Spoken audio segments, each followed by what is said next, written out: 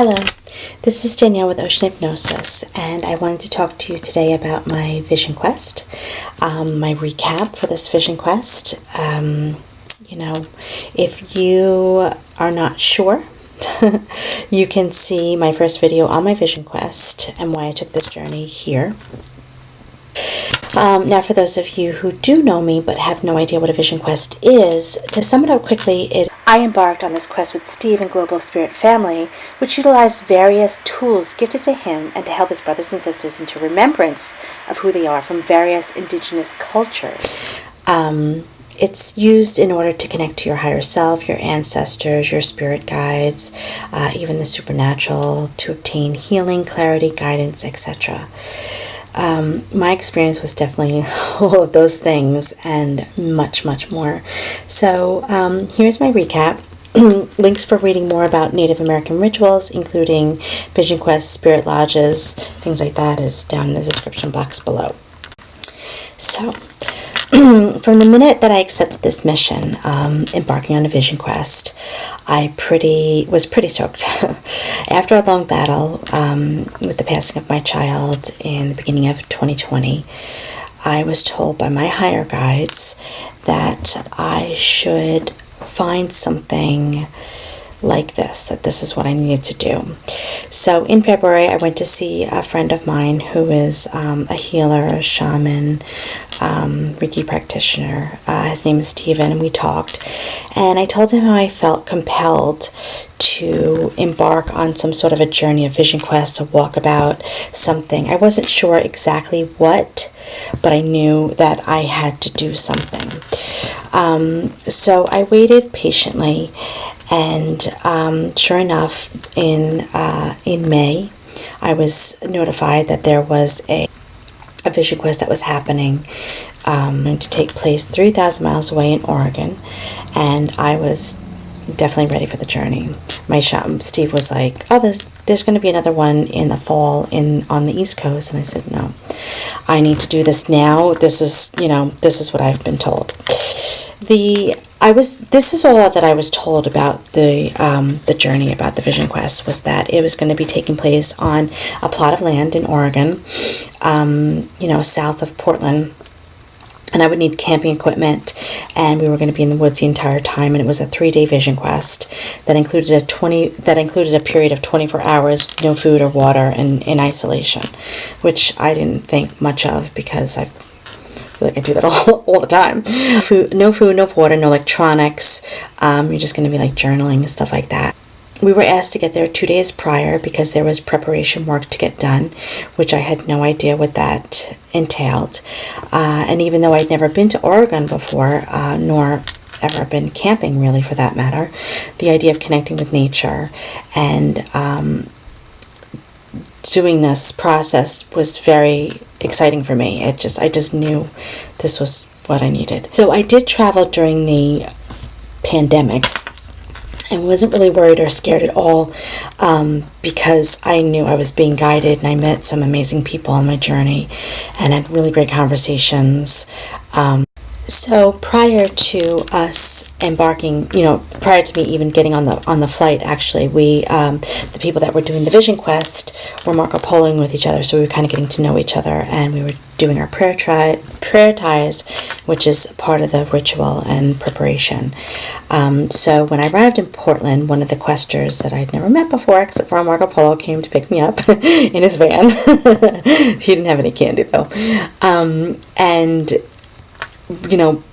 we journeyed on to the land together. The vision quest was comprised of 6 other individuals, such as myself, looking to heal, journey through their existence, and really tap into their higher knowledge.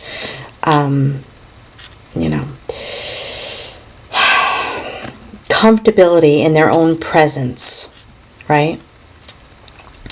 By way of this Native American ritual. We all felt the calling.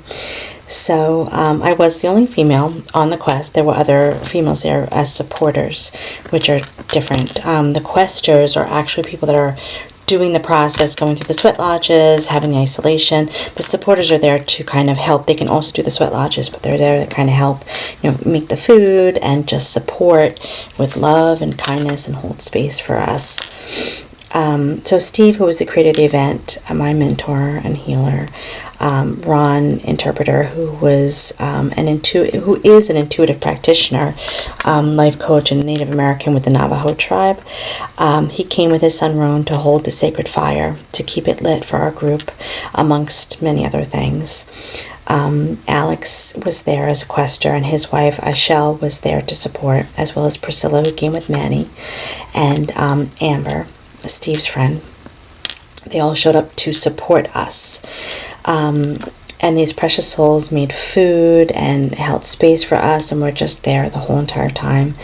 And, and even though they weren't actually doing the quest, they definitely felt the effects of it and went through their own journeys for whatever they needed to experience.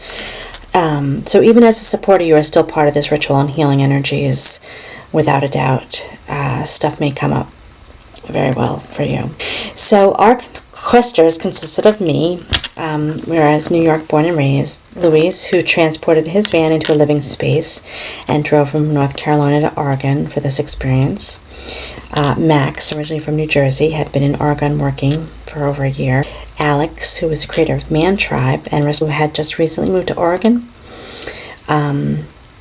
Mick, our show-stopping actor from LA, and Mark, another entertainment aficionado from LA. He and Mick actually drove up from LA together. And Manny, who flew in from New Jersey with his girlfriend Priscilla. So on the way to the land was going to be our new home for the next 6 days.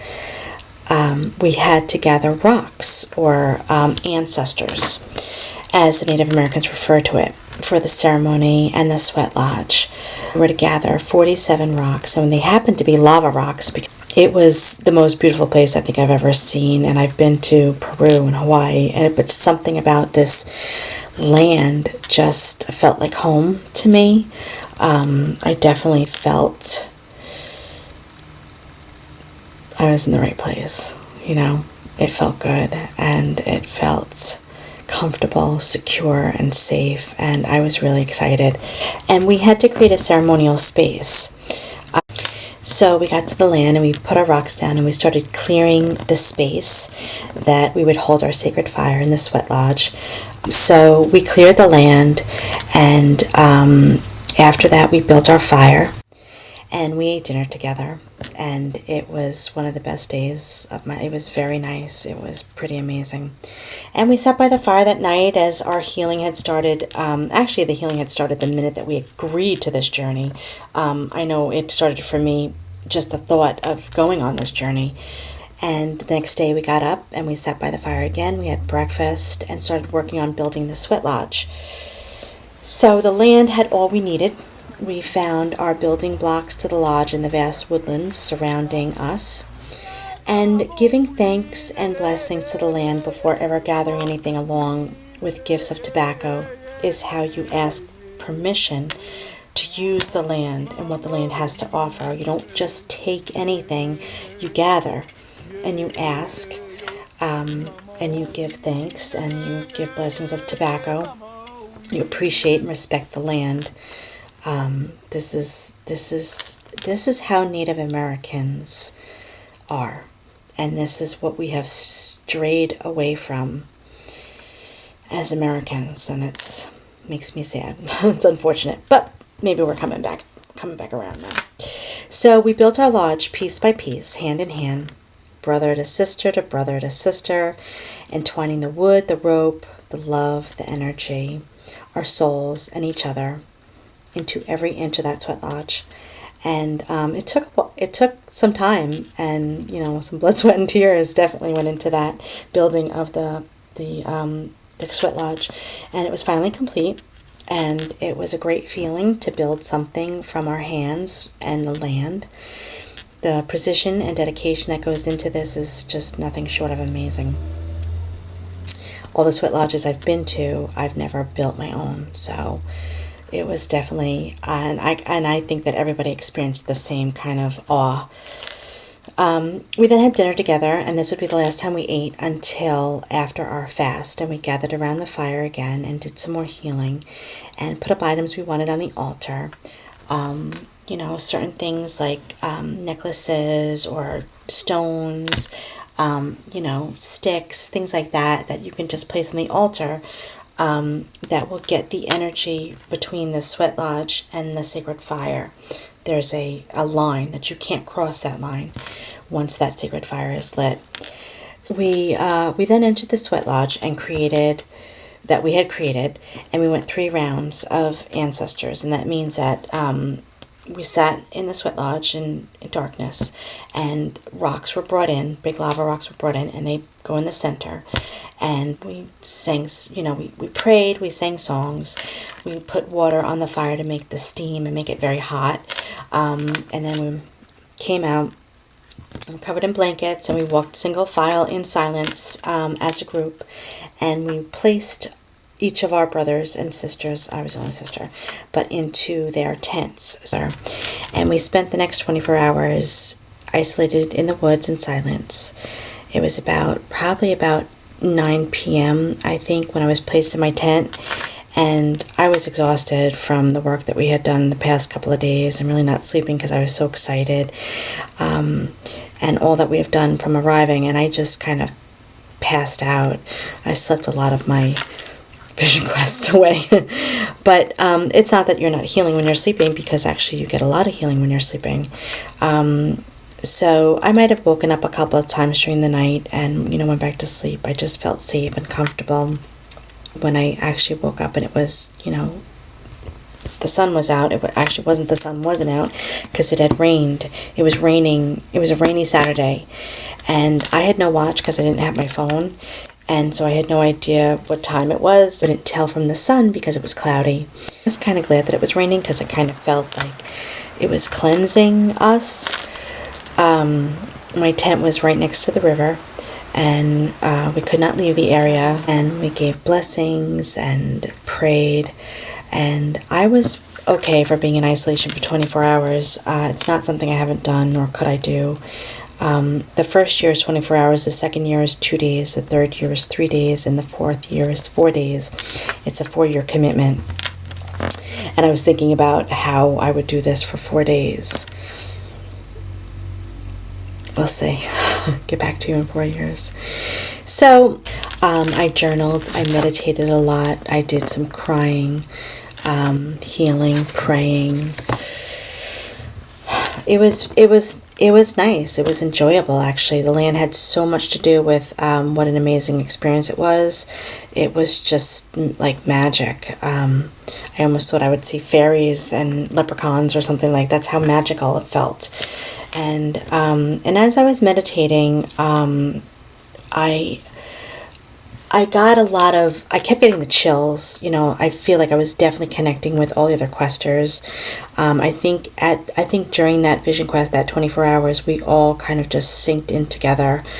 And we just became like one with each other. I know it sounds so cliche, but trust me, it was, a definite, like, we're blood brothers now. I was in the middle of meditating, and I heard Steve call my name in my head, and it was, he said, like, are you ready? And I saw these bright white lights, and I heard him, and I felt him, and I knew that he was coming for me. So within some time, he showed up with his rattle, knocking at my door, and to retrieve me, gave me a plate of fruit, which I then offered to the ancestors before I ate. Gave some water, I drank some water, and he brought us back with the rest of the tribe. And we finished getting everybody else together, and we went back in silence and proceeded back to the fire and went back into the sweat lodge for another 3 rounds. And that's when we could actually start to speak and pray and sing. And we were now reborn, birthed into our new lives. It was during the summer solstice. I think there was a solar eclipse, new moon as well. So we've definitely all were birthed. We're new people, and it was beyond joyful. I mean, it was amazing. That second sweat lodge was really awesome. The love I had for my new family, my brothers, they were now my brothers forever, for eternity. And the experiences we shared together can't even be put into words, really. This does not do it justice at all. So after we finished our sweat, we sat by the fire again and chatted. And we were all pretty excited and revived. And you know, we wanted to go swimming. Actually, some of us went and jumped in the river. Some of us went and took showers, and then we had a huge meal together. And we just now also I want to let you know that prior to going on the vision quest, like 2 weeks prior, Steve had asked us to detox. So this wasn't a vision quest where we were doing ayahuasca or any kind of hallucinogenics or anything like that. This was all pure and natural, and we were one with ourselves, with each other, and the land. It was a better experience. I've never done a trippy vision quest or anything, so I don't really know how to relate it, but this was very good. I felt clean, I felt pure, I felt like I was healing my body, healing my soul, healing my mind, healing my spirit. It was just nice to be detoxed and eating fresh, clean food, which I try to do anyway, but it was really like like from the land kind of food. It was great. It was awesome. So, we had a meal together, and we just had a really good time talking about our experience and getting even closer, if that was even possible. I just remember just smiling the whole time, and, getting to know my brothers even more and talking about our lives a little bit and our experiences and how we felt about being in our tent and what had happened and what we had each experience. And there was also, so there was a rental, there was a cabin on the property, so there was showers and stuff that we were able to use now, bathrooms. There was also a yurt that we were able to sleep in now, going forward. So a bunch of us slept in there, and, we did a meditation together because it was the new moon eclipse. And, we went and looked at the stars and just kind of enjoyed life, enjoyed what was around us and what we were experiencing. And it was, we were all on the same page, all on the same frequency, vibrating at the same level, and very appreciative. So much appreciation for each other, for ourselves, for what we had just done. And then the next day we concluded our experience, and we had breakfast again and embarked, and we had a community sweat lodge where all the supporters were invited to join, and everybody was there, and it was even deeper, more intense. The third sweat lodge was really intense. It was very hot. It was amazing, and I like sweat lodges, so I enjoyed every moment of it. And our journey had ended, but it was, come to find out, it was really just the beginning, because we did go our own ways. Like, we started to, I stayed another day or two in Oregon, but, we each left at our own different times. And like I said, it's a 4-year commitment. I didn't expect to be this close with everybody. I have been, like you'll see in my other videos, that I just have always felt like a loner, like a lone wolf, kind of a, solitude person. And I've never wanted to be. I always felt inside that I just wanted to be around, family and groups of people. But in actuality, I've always been alone. And now I appreciate that, because now I found the people that I can connect with, instead of just being with people that, because they're your family or because they're your friends, I still love my family, I still love my friends, don't get me wrong, I'm not saying that. I'm just saying that now I've encountered people that are, I found my soul family, which I have been looking for forever. So, not only that, but I had a new feeling of unconditional love for myself, for my brothers. I love them. just a few weeks home were, when I flew back into New York, it was very heavy at JFK, because, here we are still in the middle of this pandemic. But, so it was a lot to come home to. But as I adjusted, stuff was coming up, of course, throughout the whole experience. And we seemed to all be on the same kind of a wave, like going through this and we're going through that. And so it was nice to have all these people. Like, I don't wish anybody harm or pain or hurt or anything, of course, but it was nice to have these people in my life that knew exactly what I was going through. Because I think the biggest issue with whatever you go through in life is that when you don't feel that you have anybody that can relate to you and understand you, you feel very alone. And, having people that can relate just makes a huge difference. A lot after my son died, do you know how many times I heard, "I can't even imagine what you're going through"? Well, you could imagine it if you wanted to. You just don't want to, So it's like, and that's hard. Nobody can really relate. When you embark on an experience with this, like this, with other people, you can all relate to each other very easily. We feel each other deeply. So this is how I chose to heal. This is how I'm choosing to heal. My son was with me a lot through this whole process, and still now. I do feel like my psychic abilities, my intuition has opened up. I feel like I'm better at my work, my hypnosis, at my meditations. I feel more in tune. I feel better to help my clients and my friends. So when you commit to healing, you're stepping up to the plate for yourself. You are showing up for yourself. And you face your shadow. Not only do you face it, but you accept it and you love it, right? So we're all light and dark beings. We just have to love the good in us as well as the bad in us, right?